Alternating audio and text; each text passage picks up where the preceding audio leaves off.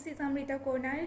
आज मैंने आपके लिए बैंक एग्ज़ाम्स की जो रीजनिंग स्ट्रेटजी है वो कंप्लीट एक स्ट्रेटजी लेके आई हूँ कि मैंने किस तरह से प्रिपरेशन किया था जब मैं बैंक के एग्ज़ाम्स देती थी। एंड इसमें मैंने प्रीलिम्स मेंस की जो भी सोर्सेस हैं एंड प्रैक्टिस कहाँ से करनी है सब कुछ मैंने इंक्लूड करके रखा है। आई थिंक ये जो आने वाली बैंक एग्ज़ाम्स है जो 2024 में होगा उसमें आपको बहुत ज़्यादा हेल्पफुल उसके लिए आपको हेल्पफुल रहेगा।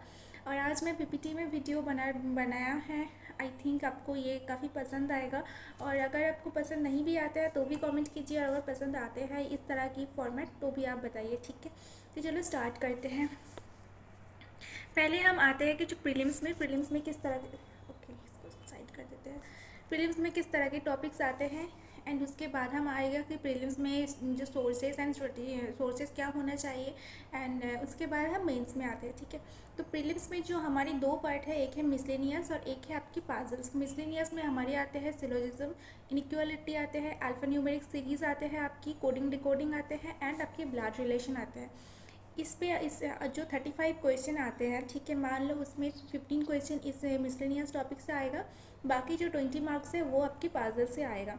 बट अगर RRB PO RRB क्लार्क की बात करो जिसमें 40 क्वेश्चन होते हैं, उसमें भी आप मान के चलो ऐसे 20 मार्क्स आएगा जो मिसलेनियस से, या फिर ऐसे 20 नहीं भी हो, ठीक है, हाँ 20 ही होता है, शायद 4 पजल्स होते हैं, ठीक है। एंड 20 मार्क्स होते हैं आपकी बाकी जो पजल्स होते हैं, या फिर ऐसा होता है कि 25 मार्क्स आपकी पजल्स होते हैं, 15 मार्क्स आपकी मिसलेनियस होता है, ठीक है। तो इसमें पजल्स बहुत ज़्यादा इंपॉर्टेंट रोल प्ले करते हैं, तो आपको पजल्स बिल्कुल भी स्किप नहीं करना है, आपको पहले से ही प्रैक्टिस करना है। बोथ प्रीलिम्स एंड मेंस दोनों में ही पजल सबसे ज़्यादा इंपॉर्टेंट है, ठीक है, तो आपको करना ही करना है। अब इसके बाद हम आते हैं कि जो पजल्स के टाइप्स होते हैं, ठीक है, वो क्या क्या होते हैं। देख, पजल्स में आपके आते हैं सिटिंग अरेंजमेंट, जैसे कि सर्कुलर, स्क्वायर, रेक्टेंगल। इसमें कुछ लोग बैठे होते हैं, नॉर्थ साउथ फेस हो सकता है, या फिर सभी पर्सन नॉर्थ फेस कर सकते हैं, या फिर सभी पर्सन साउथ फेस करते हैं, ठीक है। इसको सिटिंग अरेंजमेंट बोलते हैं, ये आपके एग्जाम में आते हैं। उसके बाद आपके आते हैं बॉक्स बेस्ड पाजल आते हैं, फ्लोर बेस्ड पाजल आते हैं। फ्लैट फ्लोर मतलब एक ही पाजल में आपकी मान के चलो कि 6 फ्लोर है एंड उसके साथ A एंड B फ्लैट है, ठीक है। तो इस तरह के फ्लैट फ्लोर बेस्ड पाजल आ सकते हैं। Rank and designation based puzzles, rank मतलब एक क्लास में 1 to 7 करके कुछ स्टूडेंट्स का रैंक दिया है, उसके अकॉर्डिंग अरेंज करना है। डेजिग्नेशन में जैसे आपको एक कंपनी में सपोज मान लो कि SBI में हो, उसमें एक चेयरमैन है, उसमें एक कुछ उसके नीचे जो ब्रांच मैनेजर है, इस तरह से कुछ PO होगा, क्लार्क होगा, इस तरह से आपके कुछ पोजीशन दे देंगे, डेजिग्नेशन दे देंगे, उसके अकॉर्डिंग आपको बैठाना है, ठीक है, पर्सनस को। डे बेस्ड आते हैं, डे में भी आपको मंडे टू संडे कुछ डेज 7 दिन दे देंगे, और उसमें आपको कुछ पर्सन कुछ खरीदेंगे या फिर कुछ कहीं पे जाके कहीं कॉलेज जाएगा या फिर कुछ इस तरह की। तो डे बेस्ड पजल भी होते हैं, ठीक है। मंथ बेस्ड होते हैं, मंथ पे भी आपको मंथ मेंशन कर देंगे कि जनवरी फरवरी, या फिर जनवरी के बाद आपको दे भी सकते हैं कि जनवरी के बाद आपको मार्च दे सकते हैं, इस तरह के भी आपको मंथ मेंशन करके दे देते हैं, ठीक है। ईयर बेस्ड पजल्स आते हैं आपकी, जहाँ पे आपको कुछ ईयर मेंशन कर देंगे एंड उसके साथ एक प्रेजेंट ईयर मेंशन कर देंगे, तो आपको उससे जो लोग होगा, जो पर्सन होगा, उसका एज पता चल जाएगा। तो इस तरह से ईयर बेस्ड पजल्स भी होते हैं, ठीक है। उसको सीनियरिटी एंड जूनियरिटी के ऑर्डर में आपको बैठाना होता है। जो दो और टाइप का है जो मैंने यहाँ पे इंक्लूड करने भूल गई हूँ उसको बहुत अच्छे से, वो बहुत ज़्यादा इंपॉर्टेंट है। वो एक है अनसर्टेन रो एंड एक है आपकी अनसर्टेन सर्कुलर, ठीक है, circular based puzzle, but uncertain number of person बैठे होते हैं, वो बहुत ज़्यादा इंपॉर्टेंट है। मोस्टली एग्जाम में एक ना एक क्वेश्चन आएगा ही उससे, ठीक है, अनसर्टेन से।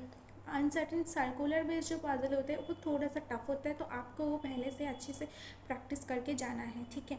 तो आपकी प्रीलिम्स में इतना ही टाइप आते हैं, इससे ज़्यादा कुछ नहीं आते हैं, और अगर आते भी हैं तो आपको वो जिस टीचर से पढ़ोगे उस टीचर के साथ साथ करते करते हो जाएगा, या फिर मॉक के साथ साथ आपकी हो जाएगा, ठीक है। इसके बाद हम आते हैं कि सोर्सेज। देखो मेरा जो सोर्स था मिसलेनियस के लिए, तो वो आपकी, एक सेकेंड, ऐसा क्यों हो गया,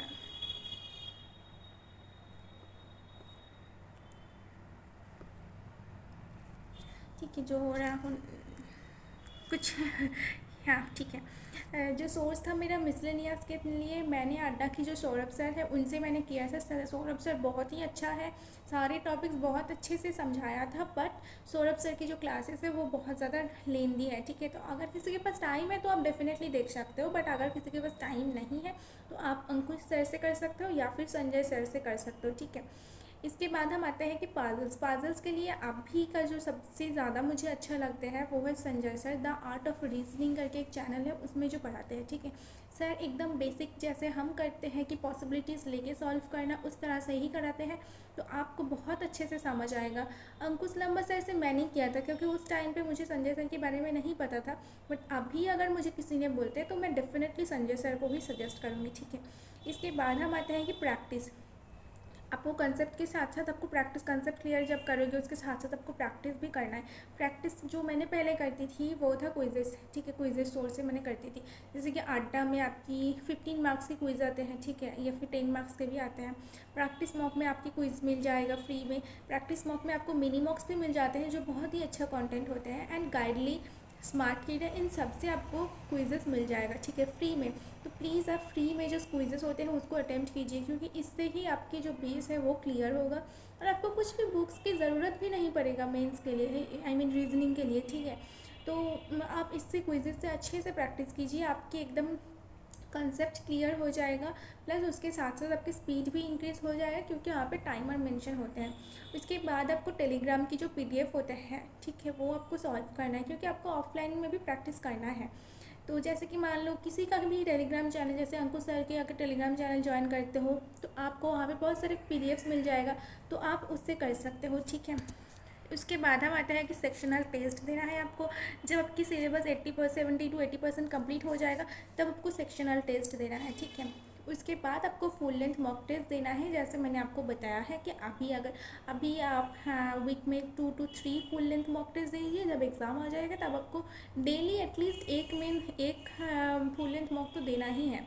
तो इस तरह से अगर आप करते हो तो आपका सिलेबस कंप्लीट हो जाएगा एकदम। ठीक है, बहुत अच्छे से। इसके बाद हम आते हैं कि मेंस टॉपिक, जो कि बहुत इंपॉर्टेंट है। बट मेंस से पहले मैंने कुछ बात बताना चाहती हूँ कि देखो, अगर आपकी प्रीलिम्स में मोस्ट ऑफ द टाइम 95% आइल आते हैं, या फिर ऐसा है कि आप बहुत ज़्यादा कॉन्फिडेंट हो कि आपका प्रीलिम्स हो ही जाएगा, ठीक है, तब आपको मेंस पे ज़्यादा फोकस करना है। उससे पहले आप मेंस करो, बट वीक में एक दिन करो। बट जब आप प्रीलिम्स में एकदम एकदम कॉन्फिडेंट हो जाओगे, या फिर जो रिपीटर्स है उसके, वो मेंस में ज़्यादा फोकस कीजिए। ठीक है, क्योंकि एक बिगिनर अगर पहले से ही ज़्यादा फोकस मेंस में करते हैं तो उनका प्रीलिम्स भी हैम्पर हो जाए, क्योंकि उनका प्रीलिम्स में स्पीड, मेंस की प्रैक्टिस जब करने जाओगे ना, आपके प्रीलिम्स का स्पीड डेफिनेटली कम हो जाएगा। तो उसको बैलेंस करना बहुत डिफ़िकल्ट हो जाता है एक बिगिनर के लिए। इसीलिए बिगिनर के लिए हमेशा 80% प्रीलिम्स होना चाहिए, 20% मेंस होना चाहिए। बट जो रिपीटर्स हैं उनके लिए ऐसा होगा कि 70% मेंस एंड 30% उनका प्रीलिम्स का करना है डेली बेसिस पे। ठीक है, तो आते हैं मेंस में आपकी जो प्रीलिम्स में था वही मेंस में आते हैं, बट थोड़ा सा आपकी लेंदी एंड एक्सटेंडेड फॉर्म में। जैसे कि आपकी कोडेड सिलोजिज्म आते हैं, जैसे जो सिलोजिज्म प्रीलिम्स में सीखोगे वही मेंस में आते हैं। ठीक है, coded syllogism, coded inequality, coded alpha numeric series, input output, जो मेंस में ही आते हैं और 5 मार्क्स का आएगा ही आएगा। ठीक है, मतलब ये मेंस में आएगा ही 5 नंबर की। एंड कोडिंग डिकोडिंग जो टाफ होते हैं। ठीक है, इसके बाद हम आते हैं मेंस के पाजल्स आते हैं जो बहुत ही ज़्यादा लेंदी होते हैं, एंड क्रिटिकल रीजनिंग आते हैं। जो क्रिटिकल रीजनिंग मैंने मेरी एग्ज़ाम टाइम में जितने सारे एग्ज़ाम दिया है, एक भी एग्ज़ाम में मैंने क्रिटिकल रीजनिंग सॉल्व नहीं किया। मैंने एक भी क्रिटिकल रीजनिंग सॉल्व नहीं किया, ना तो मैंने मॉक टेस्ट में किया था, ना प्रैक्टिस किया था, ना कहीं मैंने एग्ज़ाम में जाके किया था, क्योंकि मुझे पता था कि मेरा इंग्लिश का जो अंडरस्टैंडिंग है वो उतना अच्छा नहीं है।